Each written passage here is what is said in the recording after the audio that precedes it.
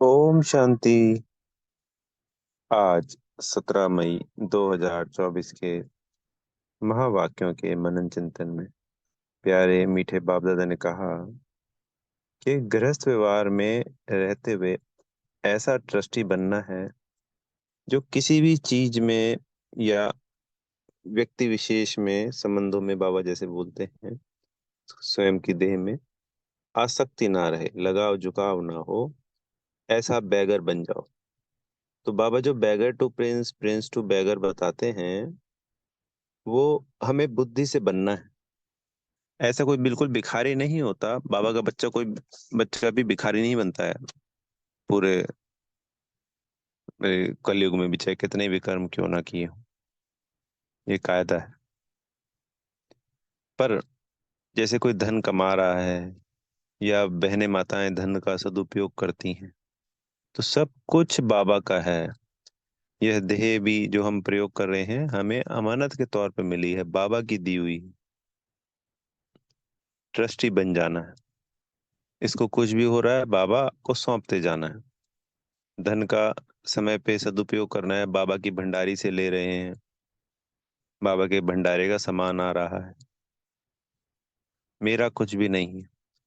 उसमें फायदा होता है तो बहुत ज्यादा खुश, उमंग उत्साह में नहीं आना है। कहीं कुछ नुकसान हो गया तो दुखी नहीं होना है। जो संबंध है सबकी देखभाल करनी है, सबको प्रेम देना है। पर ये मेरा है, ये मेरा है, ये मेरा है, इसमें नहीं जाना है। ना देह, ना देह के सब संबंध, और ना पैसा धन, और ना ही वस्तु।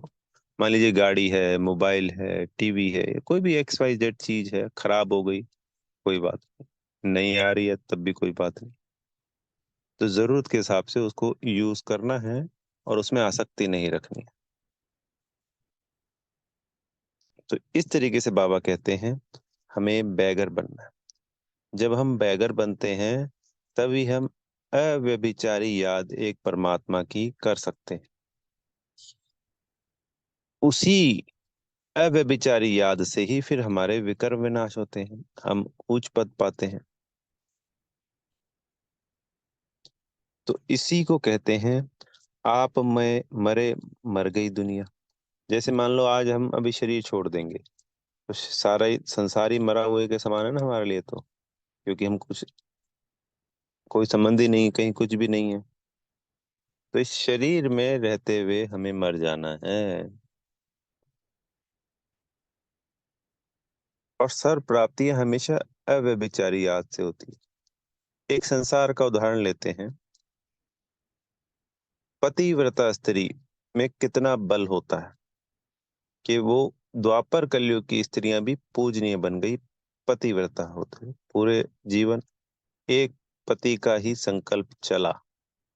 तो एक देहधारी होते हुए, एक देहधारी के प्रति वफादार होने से जब इतना बल मिलता है, तो यहाँ तो आत्मा और परमात्मा डायरेक्ट हैं।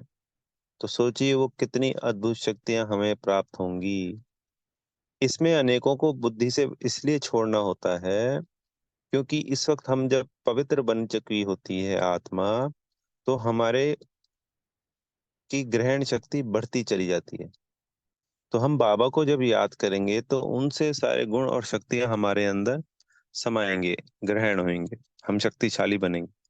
दूसरी आत्माओं में तो क्या है, नेगेटिविटी, व्यर्थ, तमो प्रधानता। तो फिर वो चीजें हमारे अंदर आने लगेंगी और जो हमारी शक्तियां हैं वो क्षीण होने लगेंगी। हम बाबा से लेंगे और फिर क्षीण हो जाएगी।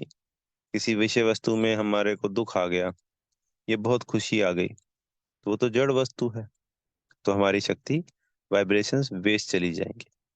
तो हर स्थिति में सम रहना, एक जैसा रहना। तो लगाव झुकाव आसक्ति प्रभाव कुछ भी किसी भी विषय वस्तु वैभव व्यक्ति आत्मा नहीं, सिर्फ एक परमात्मा। जैसे बाबा ने कहा ना कि देहधारी बनकर रहेंगे, तो सारे देहधारी याद आएंगे। तो कितने सारे संबंध याद आते हैं, देह में तो है ही हमारे बहुत सारे संबंध। पर आत्मा समझते ही हमारा एक ही संबंध हो जाता है, शिव बाबा। और कोई संबंध है ही नहीं, और उसी में सारे संबंध समाये हुए हैं शिव बाबा में। बाकी सब आत्माएं तो हमारे भाई हैं, क्योंकि शिव बाबा की संतान है, सिंपल। बाबा ने आज भी कहा कि अपने को आत्मा समझना है, कर्म करते हुए याद दिलाना है, मैं इन हाथों से कर्म कर रही हूँ, इन हाथों से कर्म करवा रही हूँ, इन पैरों से चल रही हूँ, मैं आत्मा। बाबा ने जैसे उदाहरण दिया कि बच्चे बोलते हैं कि वो फलानी आत्मा ये करती है, वो फलानी आत्मा ये करती है, उस फलानी आत्मा ने ये किया। तो ऐसे आदत पड़ जाती है। तो ये मत सोचिए कि मन में वो भाव उत्पन्न नहीं हो रहा है। पहले तो हमें सिर्फ संकल्प क्रिएट करने होते हैं। जब एक ही संकल्प पे बार बार वर्क किया जाता है तो भावना भी उत्पन्न हो जाती है। तो भावना की चिंता नहीं करनी है, वो भी उत्पन्न हो जाएगी। पहले विवेक से काम लेना है।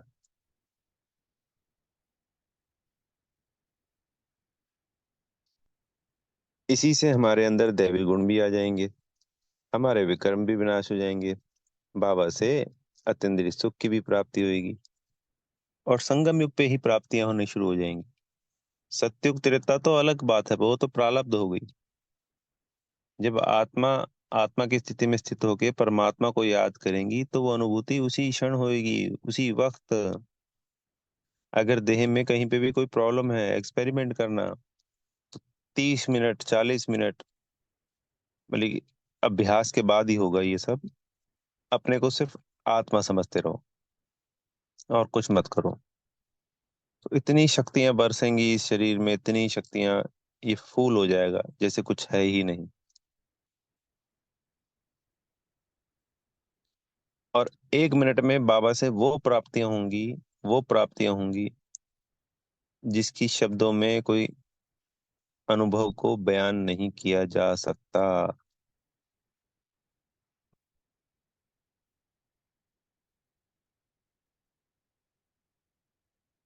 इसलिए बाबा कहते हैं, मामेकम याद करो और मन मना भाव। यानी मामेकम, एक सिर्फ मुझे ही याद करो और मन ही मन याद करो, कोई मुख से नहीं बोलना है।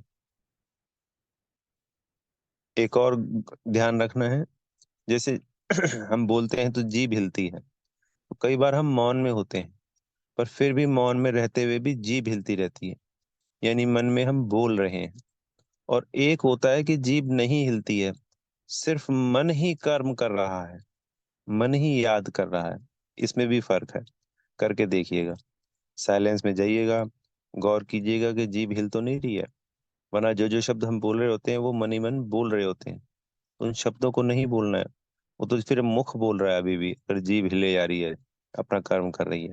जीभ जीभ को कंट्रोल करके उसको तो बिल्कुल साइलेंट में बिना हिले एक जगह स्थिर कर देना है। और मन से वो जो शब्द हैं मन से निकलने चाहिए, आत्मा के मन से।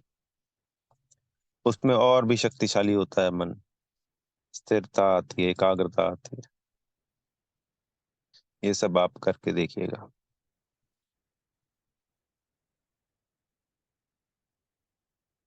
भक्ति मार्ग में भी हमने द्वापर में शिव बाबा को ही याद किया, तो उस अव्यभिचारी भक्ति से, सतो प्रधान भक्ति थी, तो उससे भी अनेकों अनेक प्राप्तियां होती थी।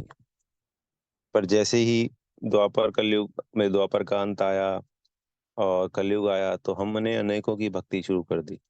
उससे क्या आ गया? दुख आ गया, सुख चला गया।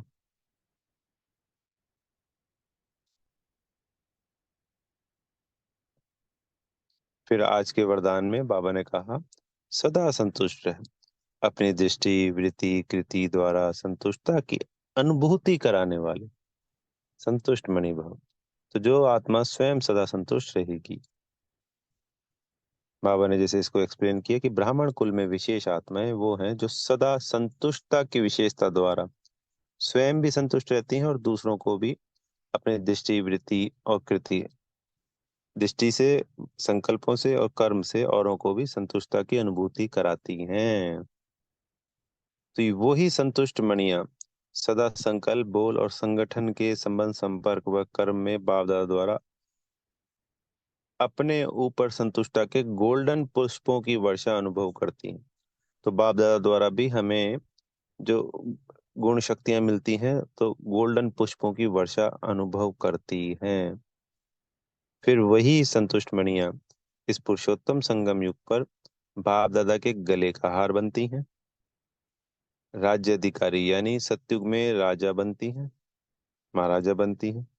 और द्वापर कलयुग में भक्तों को सिमरन करने वाली जो माला है, उसका मन का बनती है।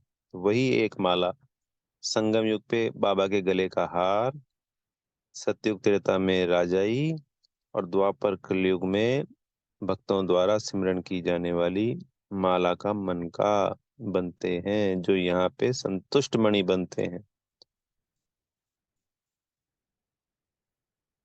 अच्छा, ओम शांति। बेहद का शुक्रिया प्यारे मीठे बाप दादा जी का।